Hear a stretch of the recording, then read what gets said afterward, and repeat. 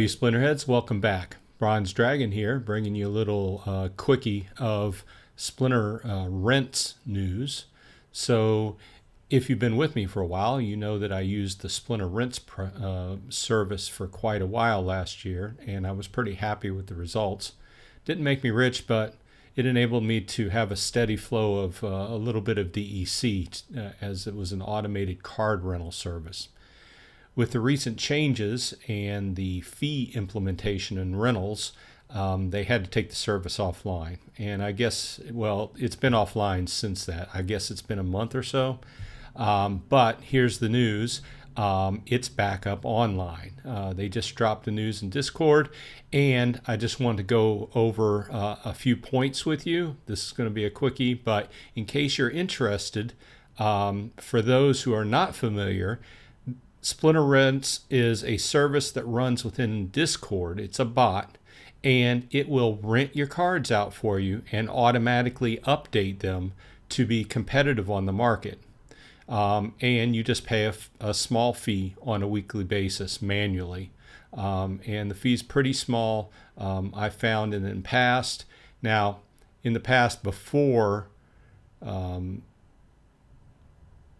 Splinterlands decided to start charging 1 DEC per rental, they were updated many more times per day. But as we'll see in the changes, part of the changes are that it will, the minimum or the maximum, the fastest it can re-rent your cards or change the prices is going to be once per day. Because with the fees, it just doesn't really make sense at this point. So let's go ahead and go over it really fast. I'm probably not stating it exactly right, but I want to get the facts down pat here. So part of the changes they made, all balances and account settings have been reset. So if you previously used them, then everything's been reset. The default cycle time is changed to 1,440 minutes, which is equivalent of 1 day.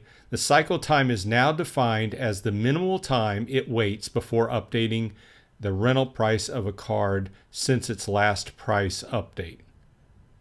So that means you can't go any faster than once per day. The default minimum price charge changed to 1 DEC, which means that only cards that are valued over 1 DEC per day will be listed and or updated if you don't change this.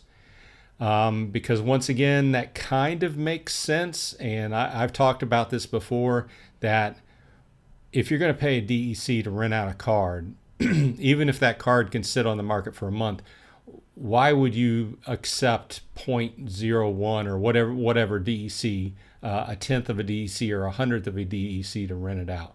It just doesn't make sense. So anyway, that's going to be the default. It looks like it's open-ended, so you could theoretically go in and change it if you wanted to. So using the command $status, you can now find the total listing fee spent for each account. So they put a command in so that when you have a question, you're like, oh, how much DEC have I spent on relisting fees this week? You can go in and see. For now, SplinterRents will only work with daily rentals since this is by far the most used rental type. In other words, it's not going to work for season rentals or weekly rentals.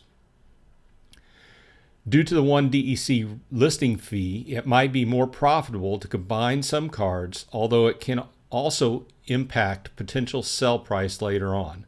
We recommend everyone to think about what they want to achieve with their cards and how they can best achieve this. This is not financial advice, as I always say. So basically the point here is, in the long run, it's better,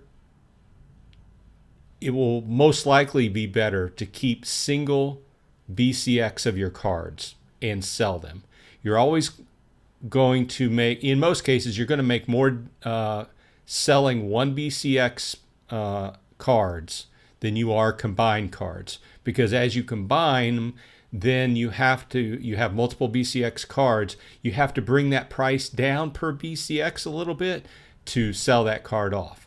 So what they're saying here is you either think about it from a long-term perspective and keep your cards single and not rent them out, or combine some to certain levels and rent them out, and then in the long run you might have to absorb a little bit, but hopefully by the time you get to that point you've made a decent amount of money off rental fees. So I've thought about that before, and I've talked about it on my shows a little bit before, so nothing new, but they do put that out there. And then they go on to say, what can you expect from the future of SplinterRents? For now, we will start updating our information on the website and Discord, such as the FAQ, to reflect the current situation. Code-wise, our main priority will be to monitor and improve our pricing algorithm towards the future. Besides potential improvements and variations on the algorithm, we also have ideas on how to improve the service in general. However, these improvements need to be prioritized. Okay. So here's my takeaways. You can go in, and I'll leave a link to this, but basically if you want to start up, check them out on Discord, join their channel. They have a separate channel that you run all your commands to the bot. It's pretty easy to understand, even for a person that's not used to running code or anything like that.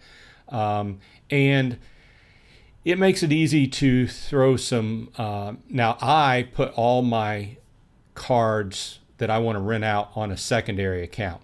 I have an account just for that. The only cards that are on that account, the only thing it does is it exists to rent out cards. Now, it goes a lot deeper than that, and there are other videos on this on YouTube. So if you're interested, I would encourage you to go ahead and check those out. If you have some basic questions, leave them in the comments. I'll try to fill you in on it. But I just wanted to drop this quickie here on you and tell you that SplinterRents is back up and in action. This is Bronze Dragon. Hit that like and subscribe, and I will see you on the flip side.